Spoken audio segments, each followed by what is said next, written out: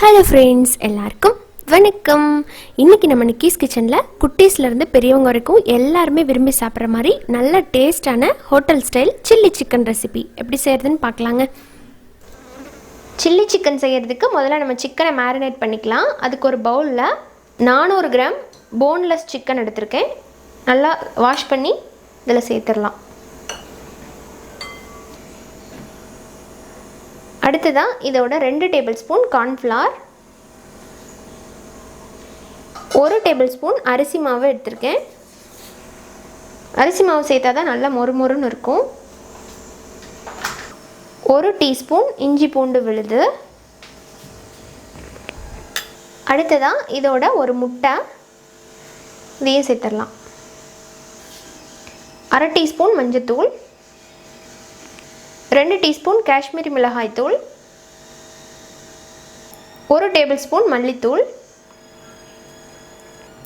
1 teaspoon garam masala. Kashmiri மிளகாய் தூளில் காரம் கம்மியாக இருக்கும் அப்படிங்கிறதுனால 1 டீஸ்பூன் சாதா ரெட் சில்லி பவுடர் எடுத்திருக்கேன். தேவையான அளவுக்கு உப்பு. கடைசியாக நம்ம லெமன் ஜூஸ் சேர்த்துக்கலாம். பாதி லெமன் பிழிஞ்சுக்க போகிறேன்.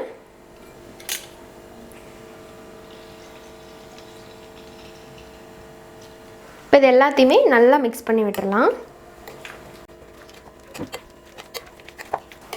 இப்போ இந்த மாதிரி நல்லா மிக்ஸ் பண்ணதுக்கப்புறமா இது குறைஞ்சது ஒரு 15லேருந்து 20 நிமிஷம் போல் இருக்கணும். அதுக்கப்புறமா நம்ம ஃப்ரை பண்ணிக்கலாம். இப்போ மேரினேட் பண்ணி 1/2 மணி நேரம் ஆயிடுச்சு. சிக்கன் பீசஸை நம்ம பொரிச்சு எடுத்துக்கலாம். ஆயிலை மீடியமாக சூடு பண்ணியிருக்கேன். இப்போ ஒன்று ஒன்றா சேர்த்துடலாம்.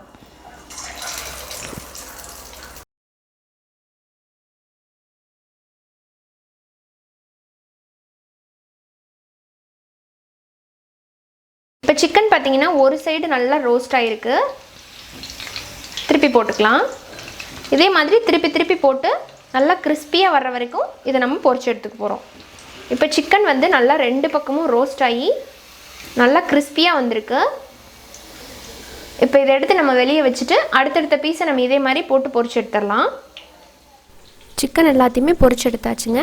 இப்போ அடுத்ததாக சில்லி சிக்கன் செய்கிறதுக்கு ஒரு நல்ல கனமான பாத்திரத்தில் 1லேருந்து 2 டேபிள் ஸ்பூன் ஆயில் சூடானதும் பொடி பொடியாக நறுக்குன பச்சை மிளகா, கொஞ்சமாக இஞ்சி, ஒரு 5-6 பல்லு பூண்டு எல்லாத்தையுமே நல்லா பொடிசாக கட் பண்ணி சேர்த்துக்கலாம்.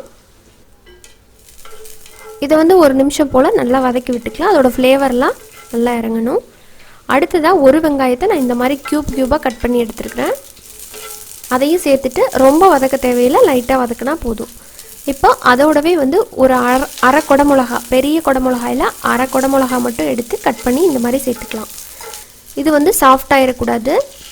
அடுத்ததாக இதில் ஒரு 2 ஸ்பூன் ரெட் சில்லி சாஸ், அப்புறமா 2 spoon tomato ketchup or tomato sauce எது வேணாலும் சேர்த்துக்கலாம். அப்புறமா சோயா சாஸ் சேர்க்கணும். நான் டார்க் சோயா சாஸ் எடுத்திருக்கேன், அதனால 1 ஸ்பூன் மட்டும் சேர்க்குறேன். ரொம்ப சேர்த்தா கசப்பாயிரும். இது எல்லாத்தையுமே சேர்த்துட்டு ஒரு மீடியம் ஃப்ளேமில் வச்சு நம்ம நல்லா மிக்ஸ் பண்ணி விட்டுடலாம். கண்டிப்பாக கேப்சிகம் ஆனியன் ரெண்டுமே ரொம்ப வதங்கி சாஃப்டாகிடக்கூடாது, நல்லா இருக்காது.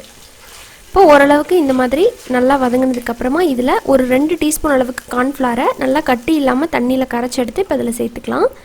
இந்த மாதிரி சேர்க்கும்போது நீங்கள் சிக்கன் போட்டிங்க அப்படின்னா எல்லா பக்கமும் ஈவனாக அந்த சாஸ் எல்லாம் நல்லா மிங்கிள் ஆகும். அதனால் இப்போ அடுத்ததான் நம்ம பொரிச்சு வச்சுருக்கிற சிக்கன் பீசஸ் எல்லாத்தையுமே சேர்த்துட்டு நல்லா மிக்ஸ் பண்ணி விட போகிறோம்.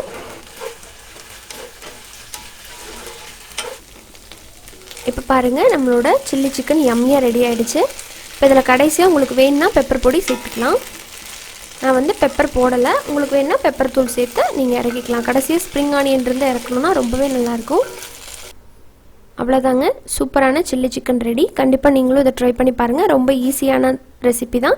செஞ்சு பார்த்துட்டு உங்களோட ஃபீட்பேக் சொல்லுங்கள். பிடிச்சிருந்தா நம்ம சேனல் நிக்கிஸ் கிச்சனை மறக்காமல் சப்ஸ்கிரைப் பண்ணிவிட்டு கூட இருக்கிற பெல் சிம்பிள் அழுத்தி விட்டுருங்க. அப்போ தான் நான் ஃப்யூச்சரில் போடுற வீடியோஸோட அப்டேட் உங்களுக்கு உடனுக்குடனே நோட்டிஃபிகேஷனாக கிடைக்கும்.